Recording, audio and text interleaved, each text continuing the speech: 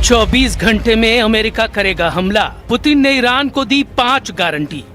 अगले 24 घंटे में ईरान पर किसी भी वक्त हमला हो सकता है। ट्रंप का अल्टीमेटम बुधवार रात 8 बजे खत्म हो रहा है। इस बीच ईरान ने पाकिस्तान के जरिए अपना 3 चरण का शांति प्रस्ताव भेजा था, जिसे ट्रंप ने पूरी तरह से खारिज करते हुए कहा कि अब ईरान पर ऐसा भीषण हमला होगा कि ईरान नरक की आग में जलेगा। इधर हॉर्मुज स्ट्रेट अरब सागर के आसपास अमेरिका के 17 से ज्यादा युद्धपोत ईरान को घेर चुके हैं। हैरान करने वाली बात तो ये है, अमेरिका ने अपने 4 विमान वाहक पोत यानी एयरक्राफ्ट कैरियर को ईरान के खिलाफ जंग में उतार रखा है। लेकिन सबसे चौंकाने वाली बात यह है कि जिस तरह से 27 अप्रैल 2026 को रूस के सेंट पीटर्सबर्ग में राष्ट्रपति पुतिन और ईरान के विदेश मंत्री अब्बास अरागची की शानदार मुलाकात हुई है, उससे अमेरिका बुरी तरह से बौखला गया है। पुतिन ने साफ इशारा कर दिया है कि हम ईरान को किसी भी कीमत पर हारने नहीं देंगे। रिपोर्ट्स में दावा किया गया है कि रूस ने ईरान को 5 ऐसी गारंटी दी है, जिससे साफ हो गया है कि अब रूस ईरान के साथ जंग में उतरने जा रहा है। उधर जर्मनी के चांसलर के बयानों से अमेरिका और ट्रंप बुरी तरह से खफा हैं। जर्मन चांसलर फ्रेडरिक मर्ज ने 2 टूक कहा है, ईरान अमेरिका की उम्मीद से कहीं ज्यादा शक्तिशाली निकला है। जर्मन चांसलर फ्रेडरिक मर्ज ने यहाँ तक कह दिया कि ईरान हर दिन अमेरिका और ट्रंप को बेइज्जत कर रहा है और हॉर्मुज में अमेरिका को फंसा दिया है। इधर ईरान ने साफ कह दिया है कि अब अमेरिका से परमाणु मुद्दे पर कोई बात नहीं होगी। हम शुरुआत करते हैं ट्रंप के जंगी अल्टीमेटम और पुतिन की उस गारंटी से, जिसके दम पर अब ईरान लंबी जंग लड़ने को तैयार हो चुका है। रूस की 5 गारंटी से लड़ेगा ईरान। 24 घंटे में आर पार की जंग शुरू।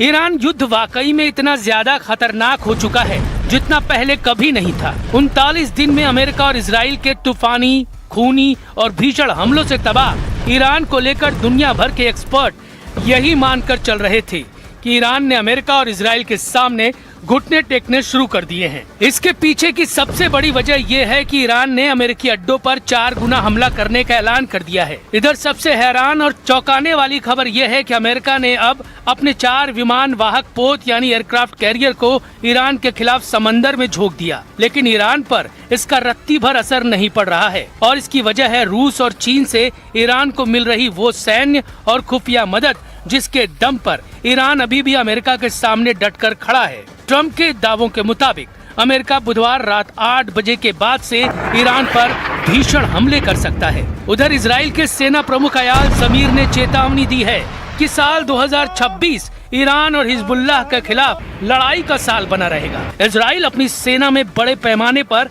नई भर्ती की योजना बना रहा है। रूसी रिपोर्ट्स के अनुसार मॉस्को ईरान को टारगेटिंग इंटेलिजेंस दे रहा है, जिससे ईरान खाड़ी देशों में मौजूद अमेरिकी सैन्य ठिकानों, जहाजों और विमानों की सटीक स्थिति जान पा रहा है। 27 अप्रैल को रूस के सेंट पीटर्सबर्ग में पुतिन और अब्बास अरागची की मीटिंग से अमेरिका बुरी तरह से तिलमिला गया है। जरा देखिए क्यों। ईरान के विदेश मंत्री सैयद अब्बास अरागची से रूसी राष्ट्रपति व्लादिमीर पुतिन ने कहा कि उनका देश शांति के लिए ईरान के साथ हमेशा खड़ा रहेगा। पुतिन ने कहा कि ईरान के लोग अपनी आजादी के लिए हिम्मत और बहादुरी से लड़ रहे हैं। उम्मीद है कि ईरान के लोग इस मुश्किल दौर से जल्दी ही निकल जाएंगे। रूस ने गारंटी दी है कि ईरान को किसी भी कीमत पर हारने नहीं देंगे। वहीं ईरानी विदेश मंत्री अरागची ने पुतिन के समर्थन की सराहना करते हुए कहा कि ये सभी के सामने साबित हो गया है कि ईरान के पास रूस जैसे दोस्त और सहयोगी हैं जो ठीक मुश्किल समय में उसके साथ खड़े रहते हैं। ईरान अमेरिका में दूसरे दौर की वार्ता की चर्चा से पहले अरागची पुतिन की इस बैठक को काफी अहम माना जा रहा है। And I'm not going to speculate about the president's decision making on this matter. Suffice it to say that the nuclear question is the reason why we're in this in the first place. Und ich erkenne im Augenblick nicht, welchen strategischen Exit die Amerikaner jetzt wählen, zumal die Iraner offensichtlich sehr geschickt verhandeln oder eben sehr geschickt nicht verhandeln und die Amerikaner da nach Islamabad reisen lassen und ohne Ergebnis wieder abreisen lassen. Da wird eine ganze Nation gedemütigt durch die iranische Staatsführung, vor allem durch diese sogenannten Revolutionsgarden. America को बेइज्जत कर रहा है Iran, German chancellor का बड़ा दावा। 39 दिन तक लगातार ईरान से युद्ध करने वाले अमेरिका और इजराइल की सैन्य ताकत, काबिलियत और फैसलों पर दुनिया भर में सवाल खड़े होने लगे हैं। ईरान ने जिस ताकत और दिलेरी से हमलों का सामना किया है, उसे देखकर जर्मन चांसलर फ्रेडरिक मर्ज ने तीखे बयान दिए हैं, जिसे सुनकर अमेरिका बुरी तरह से बौखला गया है। जर्मन चांसलर फ्रेडरिक ने दो टूक कहा कि ईरान उम्मीद से कहीं ज्यादा शक्तिशाली निकला। फ्रेडरिक मर्ज ने यह भी कहा कि इस वक्त ईरान हर दिन अमेरिका को अपने फैसलों और रणनीतियों से बेइज्जत कर रहा है। जर्मन चांसलर ने कहा कि ईरानी लीडरशिप बातचीत करने या फिर उसे टालने दोनों में माहिर साबित हुई है। ईरानियों ने अमेरिकियों को इस्लामाबाद से बिना किसी नतीजे के वापस भेजकर झटका दिया है। जर्मन चांसलर फ्रेडरिक मर्ज ने कहा कि ईरान के साथ युद्ध शुरू करके अमेरिका फंस गया है। अमेरिका की कोशिश इस युद्ध से निकलने की है, लेकिन वो रास्ता नहीं ढूंढ पा रहा है। ईरान के साथ बातचीत और समझौते की कोशिश में अमेरिका को शर्मिंदगी उठानी पड़ रही है। मर्ज ने साफ तौर पर कहा कि ईरानी वार्ताकारों ने अमेरिका को बार बार अपमानित और बेइज्जत किया है। ईरान के मौजूदा लीडर अमेरिका को अपमानित कर रहे हैं। वे अमेरिकी अधिकारियों को पाकिस्तान बुलाकर बिना किसी नतीजे के वापस भेज रहे हैं। मुझे समझ नहीं आ रहा है कि ईरान युद्ध में अमेरिका किस तरह से बचकर बाहर निकल पाएगा। मर्ज ने ईरान में जंग की तुलना इराक और अफगानिस्तान में अमेरिका के पिछले युद्धों से की है। जर्मनी पश्चिम के उन देशों में शामिल है जिसने अमेरिका के ईरान में युद्ध का लगातार विरोध किया है।